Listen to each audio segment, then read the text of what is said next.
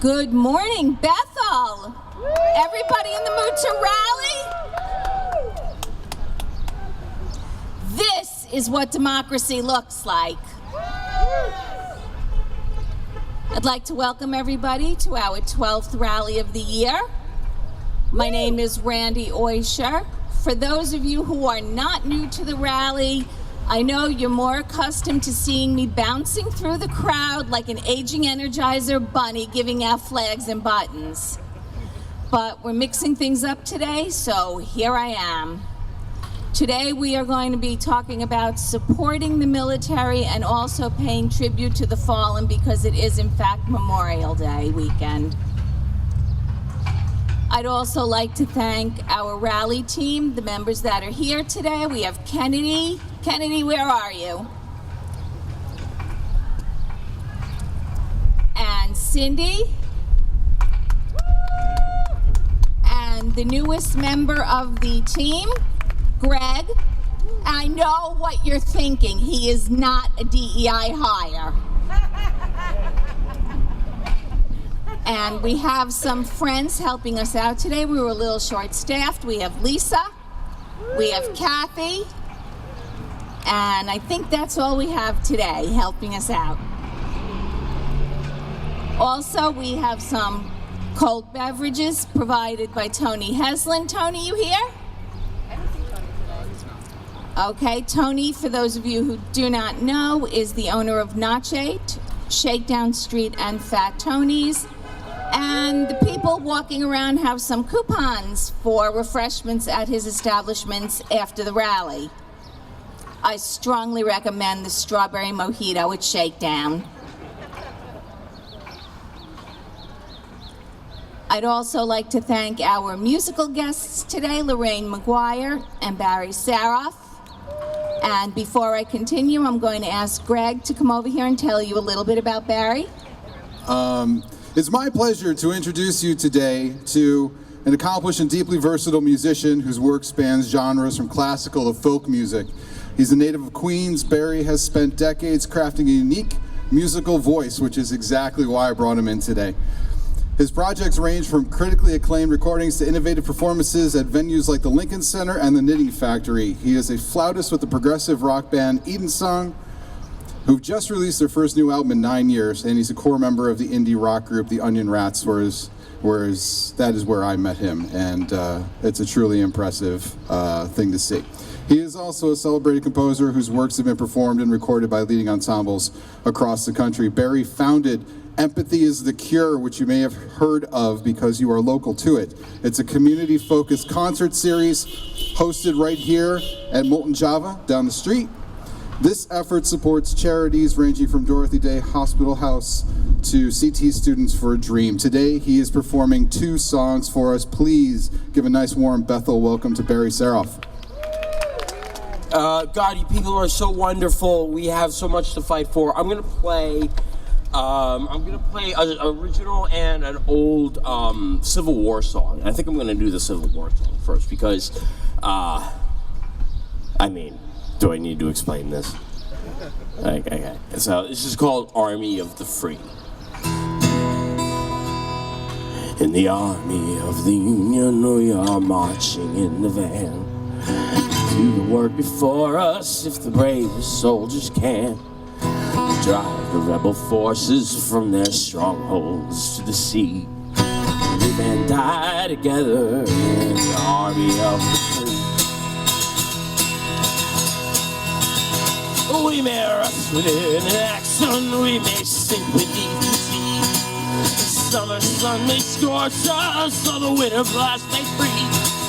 Whatever may befall us, we will let the rebels see. That the unconquered we will remain, the Army of the Free. The Army of the Free, the Army of the Free. And unconquered we will remain, the Army of the Free. We have AOC daring, we have Richardson the Fool. Or could we learn the art of war within a better school? Burning to the list of names and anyone can see. We have the finest generals in the army of the free. The army of the free, the army of the free. We have the finest generals in the army of the free. For our division, may it soon return to gold, to added strength to those who have advanced to meet the foe. God bless it, for we know right well, wherever it may be, we'll never fail to honor our great army of the free. The army of the free, the army of the free. We'll never fail to honor our great army of the free. The army of the free, the army of the free. We'll never fail to honor our great army of the free. Thank you.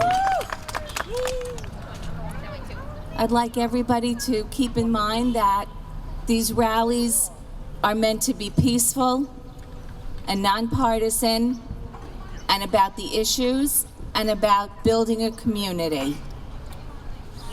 If people in passing cars yell unkind or obscene things or make gestures, we really ask you not to respond in kind. If you feel like you have to say something, say, "Have a nice day." Say, "We're doing this for you too." Blow them a kiss. Give them the peace sign. But remember, the peace sign has 2 fingers.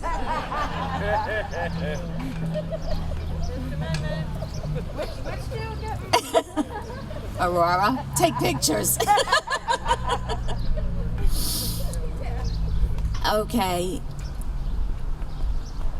We are, in addition to Memorial Day, May honors active duty military on Armed Forces Day, which is generally the 3rd Saturday, which would have been last week. But today we also will be talking about support for active duty military in addition to recognizing the fallen for Memorial Day.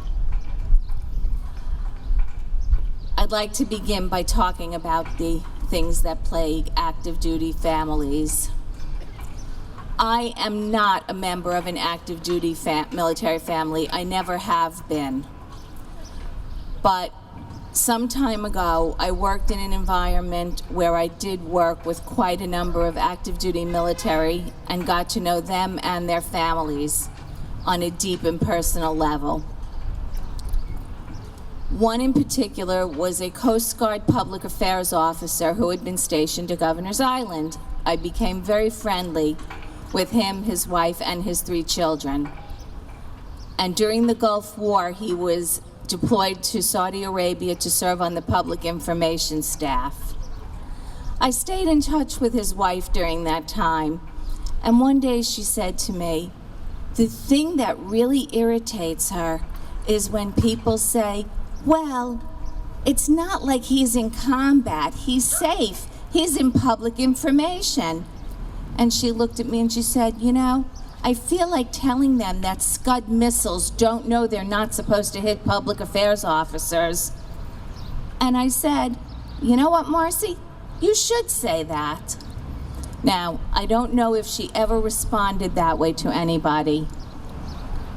And I know that everybody out there who knows me knows that if it had been me, I would have. But what that person said to her was not supportive. And every family that has an active duty service person has their own story, something like this. Right now, our active duty military has lost a qualified chairman of the Joint Chiefs of Staff who has been replaced by somebody who does not meet U.S. code for holding that position. It required a presidential waiver, which we all know, yes, that was put into effect. That waiver is only supposed to be used in times of national security risk and when there is an extreme situation requiring emergency national defense. I don't think that is what we are facing now. General Brown, Admiral Franchetti, and many others in the military, high-ranking of all branches, have been purged from their positions under the elimination of DEI hires. And there are plans to eliminate another 25% of 4-star generals and admirals. This is not support. If our military needs to step into harm's way, shouldn't they have the most qualified people leading them, making decisions? Do you think their families feel very supported right now? I don't. And this is only one of many things that military families face that we don't think about on a daily basis. 15% of active duty military families rely on food stamps to feed their families. And as we all know, the House just voted to cut a lot of things from the budget, and SNAP benefits were one of those. I think that people who are willing to step into harm's way for this country deserve to earn a wage on which they can feed their families. Am I wrong? Should we talk about mental health issues? Yeah! 18% of the general population is diagnosed with generalized anxiety and depressive disorders. Spouses of military personnel are diagnosed at a rate of 25%, and it is believed that that is an underdiagnosed situation. Many of these people don't seek the help they want because they fear it's going to reflect badly on their partners, and those numbers go up during deployment. And we are so fortunate to have a Health and Human Services Secretary who thinks that utilization of SSRIs and other medications that have been proven and known to help people with these issues is not the way to treat them, but wellness camps and the occasional dose of ketamine is a good idea. Well, doesn't Elon take the occasional dose of ketamine? We see how well that works. Let's not forget the children. The children of active duty military are often disenfranchised in school and have more issues academically than other children due to the frequent moving.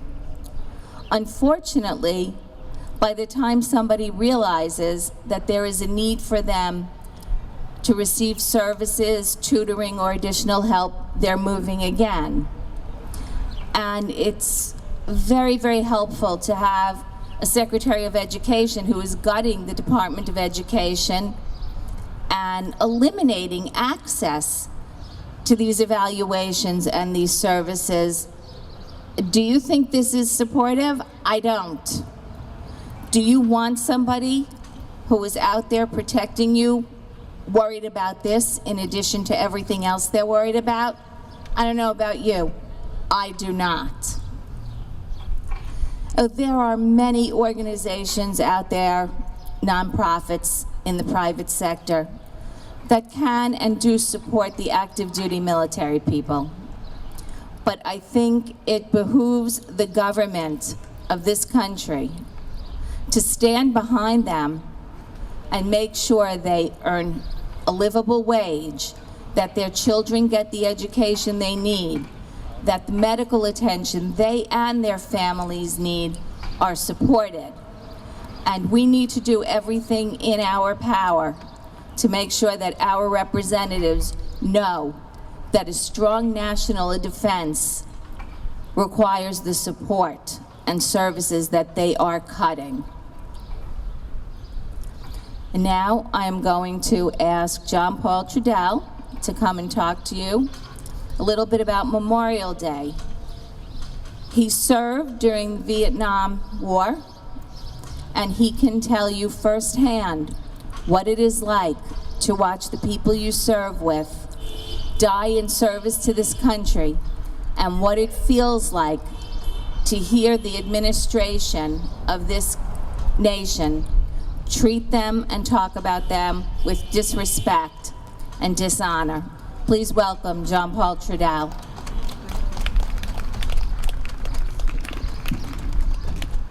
Thank you, Randy, and good morning, Bethel.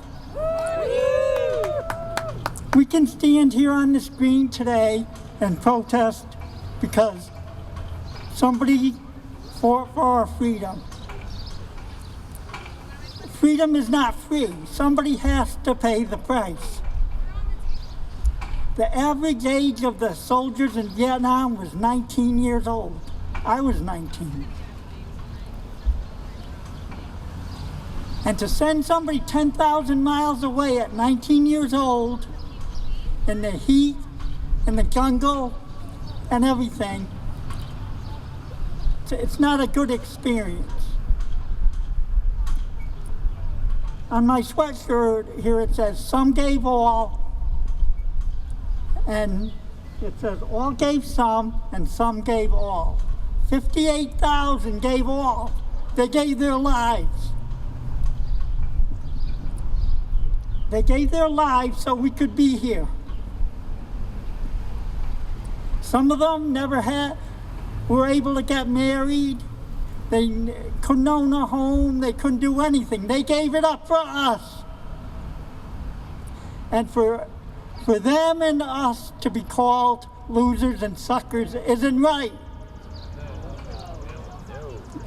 You know, they did their duty.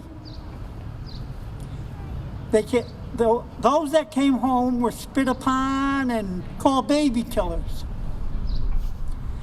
But that's it. We survived and we were able to live our lives, which they weren't. It's really hard around this time because we remember when I got to Vietnam, I met a friend of mine that was in my homeroom in Danbury. I hadn't seen him since graduation the year before. We were in a different unit. He was going out on patrol, I was going out on patrol. We said, okay, when we get back, we're gonna get together and talk about old times and everything.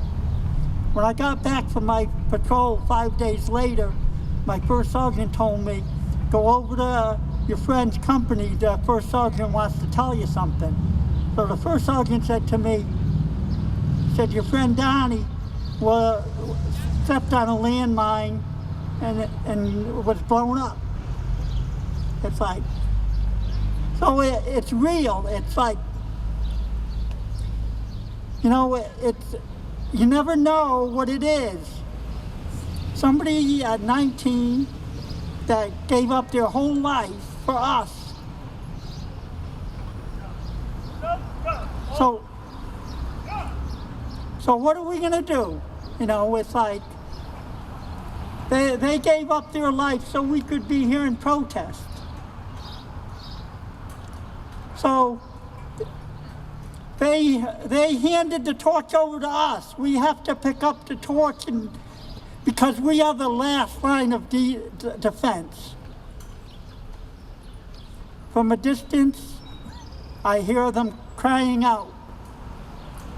Do you forget our sacrifice? Do you forget our valor? Do you forget our honor? No. And then also I hear him saying, are you going to let us die in vain? Did we die in vain? No. I think we have to go back to our greatest president, the 16th president. And in his Gettysburg Address, 162 years ago, he said at the end of it, it is rather for us to be here dedicated to the task remaining before us, that from these honored dead we take increased devotion to that cause for which they have gave their last full measure of devotion, that we highly resolve that these dead shall not have died in vain, that this nation under God shall have a new birth of freedom, and that the government of the people, by the people, and for the people shall not perish from the earth.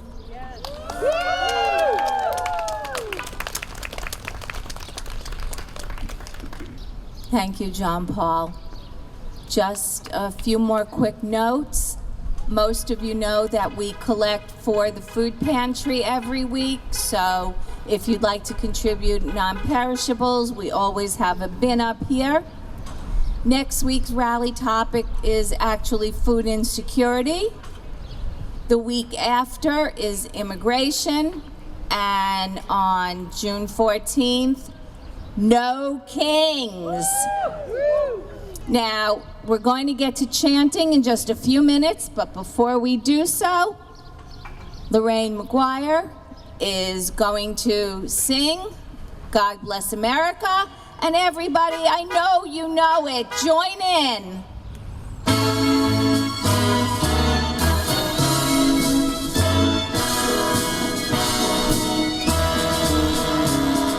God bless America, land that I love. Stand beside her and guide her through the night with the light from above.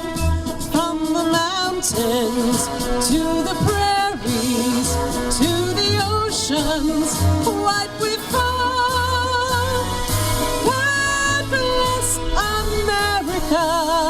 My home, sweet home. God bless America, my home, sweet home. One more time.